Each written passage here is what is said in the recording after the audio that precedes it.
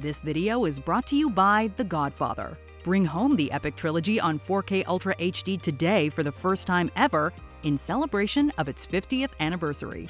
Come on, let's move. Welcome to WatchMojo, and today we're counting down our picks for the top 5 fascinating facts about The Godfather. I'm gonna make him an offer he can't refuse. For this list, we're looking at behind-the-scenes details and stories about the 1972 cinematic classic that went from winning the Best Picture Oscar to being ranked second on AFI's list of the 100 greatest American films of all time. Do you have any fascinating Godfather facts? Share them in the comments. Number 5. The studio initially wanted a shorter cut. The Godfather earns its lengthy runtime, clocking in at nearly 2 hours and 55 minutes.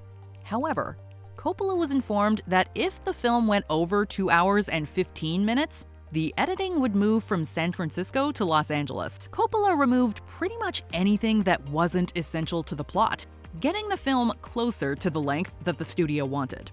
When Paramount received this version, however, they found that many of the story's layers had been lost. Coppola was informed that he had, quote, shot a movie but brought down a trailer. While the film regained its longer length, the editing took place in LA regardless. Number 4. The producer stole a print for the mob. Albert S. Ruddy pitched The Godfather to Gulf and Western executive Charles Bluhdorn as, quote, an ice blue, terrifying movie about people you love.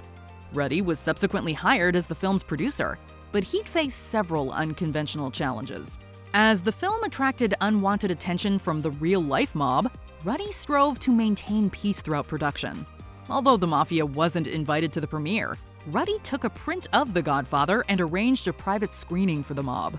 According to Ruddy, the screening went so well that the projectionist got a $1,000 tip.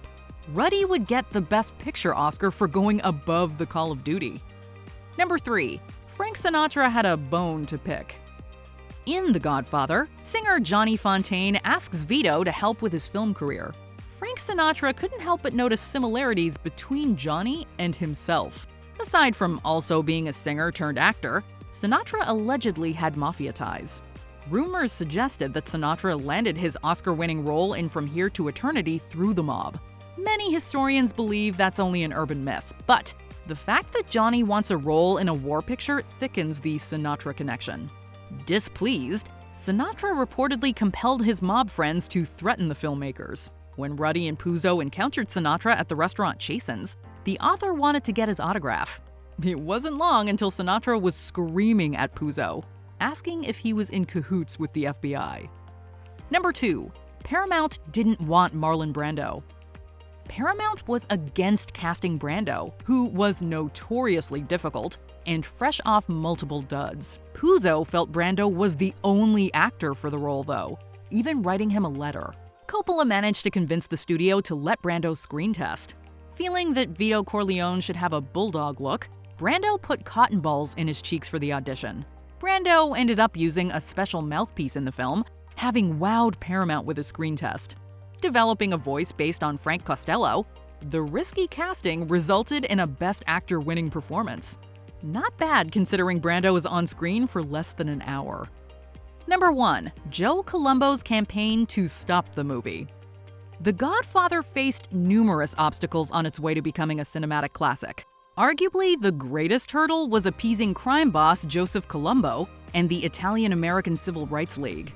Fearing that the film would paint a negative portrait of Italian Americans, Colombo ran a campaign to prevent its release. To assure Colombo that the film wouldn't enforce stereotypes, Ruddy allowed him to look at the script. Colombo ultimately gave his approval on the condition that the script remove any mention of the Mafia or Cosa Nostra. Ruddy's deal with the mob would get him temporarily fired from the picture, although Coppola helped reinstate him. While the film didn't receive the most positive reception from the Italian-American community upon release, the Mafia came to embrace it.